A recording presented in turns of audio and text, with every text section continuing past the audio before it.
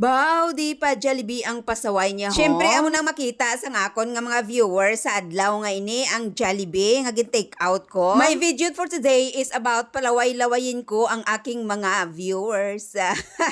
Dahil kung may manok, may itlog. Pasaway, nga agina pa ng hawak mo sang itlog din mo na ipulpog sa imong noo. De, testing be. Ay, te, kita mo ginpulpog, gigid man ka mango. O, sa unto mabi pulpog, be. Ayan, mango giniya si may pasaway. Ara ang lamisa nga kalapad ra itultog, nan, amo na. Ay, na kay may pasaway kamanul, di na siya halin sa bukid. Nan grabe na ang iya nga proud ulan tawagin pakita niya ang itlog nga ang batog kuno yelo. Alang nga man abi may batog nga brown. Mindset, may pasaway. Nan ang ibanda nga nagalantaw baka maghambal nga manggarano na si may pasaway. Syempre no, pinaghirapan ko to. Dapat ilibre ko ang aking sarili dahil nakasweldo na tayo sa Reels. O ano, hihingi kayo?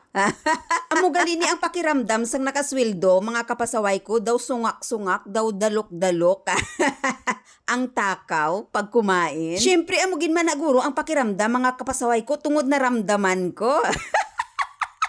Kagdiri pa lang ako, nakakita kung paano sumay pasaway kumain ng spaghetti. Siyempre, no, ginasampaw niya na yan sa chicken. Siya pa lang nang una nakadiscover sang amo silang style sa pagkaon. Kaya bigyan siya ng jacket, mga kapasaway ko.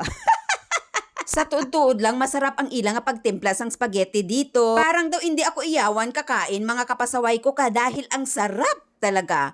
Pati karton daw dilapan ko, aha. So hanggang dito na lang ang ating kwento. Inisabay pasaway padayon sa pagkaon sang iyang spaghetti at nagsasabing salamat sa aking mga viewers, sa aking mga followers at sa lahat-lahat. I love you.